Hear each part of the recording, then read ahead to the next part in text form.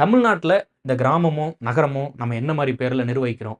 சில கண்டிப்பா கேள்வி கேட்பாங்க அப்படிங்கிற மாரியான சில முக்கியமான கேள்வி இருக்கு. பாருங்களேன். இப்ப நகராட்சினா, முதல் நகராட்சி வாலாஜாபேட்டை அப்படின்னு ஒரு டூ யூ நோ ஃபேக்ட் ஒண்ணு போட்டு விட்டுருவாங்க. வேலூர் டிஸ்ட்ரிக்ட்ல இருக்கு. அப்போ வாலாஜாபேட்டை முதல்ல தமிழ்நாட்டுல நகராட்சி அந்தஸ்து பெறுது. நம்ம முதல்ல என்ன பார்த்தோம்? இந்தியாவிலேயே முதல் முறையாக மாநகராட்சியாக அறிவிக்கப்பட்டது சென்னைன்னு பார்த்தோம். இங்க தமிழ்நாட்டில் முதல் முறையாக நகராட்சியாக அறிவிக்கப்பட்டது எது? அந்த மாரி ஒரு கொஸ்டின். இங்க பாருங்க. இப்ப இதுல வந்து கிராம பஞ்சாயத்து, ஒன்றிய பஞ்சாயத்து, மாவட்ட பஞ்சாயத்து, விழுப்புரம், பெரம்பலூர், நீலகிரின்னு இந்த 3 பேர வச்சு ஒரு ஒரு நோட்ஸ் ஒண்ணு படிச்சிருப்பீங்க. ஆனா பிரச்சனை என்ன? இப்போ வந்து விழுப்புரம் வந்து 22 நகராட்சிகளோட முதல் இடத்துல இல்ல. ஸ்கூல் புக்ல இந்த பாயிண்ட் தான் இருக்கும். ஆனா இன்னைக்கு அதிகமான நகராட்சிகள், அதாவது நகராட்சிகள் இல்ல, அதிகமான ஊராட்சி, பஞ்சாயத்து, ஒன்றியம் இருக்கக்கூடிய ஊர் எது அப்டின்னா, அது வந்து சேலம் தான். சேலத்தில தான் 20 இருக்கு. இது கொஞ்சம் கரண்ட் அஃபேர்ஸ் மாரி டேட்டா தான். நான் எக்ஸ்ப்ளைன் பண்றேன். நல்லா நிதானமா இத வந்து உள்வாங்குங்க. அப்புறம் வந்து இத நம்ம வந்து படிச்சுப்போம். தமிழ்நாட்டு பஞ்சாயத்து ராஜ் சட்டம் எந்த ஆண்டு? 94. இப்ப பாருங்க 1993ல இந்தியன் கவர்ன்மென்ட் வந்து ஏப்ரல் 24 அன்னைக்கு இந்த 73வது சட்ட ஜூன் 1ஆம் தேதி 74வது சட்ட திருத்தம் நடைமுறைன்னு சொல்லிடுறாங்க. இந்தியன் கவர்ன்மென்ட் என்ன சொல்றாங்க? இங்கிருந்து 1 வருஷம் டைம். அதுக்குள்ள எல்லா மாநிலங்களும், இந்தியாவுல உள்ள எல்லா மாநிலங்களும் உங்களுக்கான பஞ்சாயத்து ராஜ் முறைய நீங்க உருவாக்கி, இந்த பஞ்சாயத்து ராஜ் முறைய இம்ப்ளிமெண்ட் பண்ணுங்க. அப்படின்னு சொல்லிடுறாங்க. 1 வருஷம் டைம் குடுக்குறாங்க.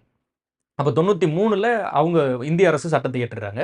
1 வருஷம் டைம் குடுக்குறாங்க. அப்ப அடுத்த வருஷமே 94ல தமிழ்நாடு அரசு தனக்கான சட்டத்தை இயற்றிருது. அப்போ கிராமத்த 3ஆ பிரிக்குது. என்னன்னு பிரிக்குது? கிராம பஞ்சாயத்து அப்படின்னு சொல்லுது. கிராம பஞ்சாயத்துக்குள்ள மக்கள்லாம் சேர்ந்து பேசுறதுக்கு பேர் என்னன்னு பேரு? கிராம சபை. இந்த கிராம பஞ்சாயத்துக்கு வரி விதிக்கும் அதிகாரத்தையும் குடுத்துர்றோம். அப்போ தமிழ்நாட்டுல உள்ள கிராம பஞ்சாயத்துக்கு வரி விதிக்கும் அதிகாரம் இருக்கா இல்லையா அப்படின்னா இருக்கு. அவங்க வரி விதிக்கலாம். அந்த கிராம பஞ்சாயத்துல ஒரு 500 முதல் 1000 பேர் இருந்தாங்கன்னா, அந்த பகுதிய நம்ம கிராம பஞ்சாயத்துன்னு அறிவிக்கலாம்னு சொல்லுவோம். ஒரு 5000 பேர் இருந்தாங்கன்னா, அந்த பகுதிய ஒன்றியம், யூனியன் ஆஃபீஸ்ன்னு சொல்லுவோம் நம்ம ஊர்ல. அப்ப இந்த பஞ்சாயத்து ஒன்றியம் அப்படின்னு சொல்றோம். இந்த பஞ்சாயத்து ஒன்றியம்ல ரொம்ப ஃபேமஸான ஒரு 4, 5 கொஸ்டின் இருக்கு. அத கவனிச்சுக்கோங்க. அதிகமான ஊராட்சி ஒன்றியங்கள், அதாவது ஒன்றிய பஞ்சாயத்து, பஞ்சாயத்து யூனியன்னு வச்சுக்கோங்க இங்கிலீஷ்ல. பஞ்சாயத்து யூனியன். இந்த அதிகமான பஞ்சாயத்து யூனியன் இருக்கக்கூடிய டிஸ்ட்ரிக்ட் எது அப்படின்னா விழுப்புரம். மொத்தம் 22 இருக்கு. கம்மியானது எதுல இருக்கு? பெரம்பலூர் மற்றும் நீலகிரி. ஒன்னொன்லி 4 தான் இருக்கு. அப்ப ரொம்ப கம்மியா இருக்கு அப்படின்னு படிப்போம்.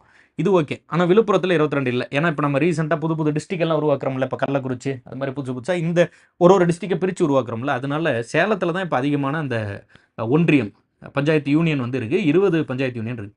இதுல பாருங்க, தமிழ்நாட்டுல இந்த ஊராட்சி ஒன்றியம் மொத்தமா எத்தன இருக்குன்னா, கிட்டத்தட்ட 388 இருக்கு. தமிழ்நாட்டுல ஊராட்சி ஒன்றியம் வந்து எத்தன இருக்கு? 388. நீங்க சில இடத்துல 385ங்கிற டேட்டா வந்து படிக்கலாம். ஆஸ் ஆஃப் 2025 அடிப்படையில 388. இதெல்லாம் நீங்க வந்து இப்ப நீங்க தமிழ்நாடு வெப்சைட்லயே போய் பார்த்தா கூட கொஞ்சம் பழைய டேட்டா இருக்கும். நியூஸ் பேப்பர்ல இருந்து எடுக்கிறது தான். அது இல்லாம ஒரு சில புத்தகத்துல இருந்து எடுக்கிறது தான்.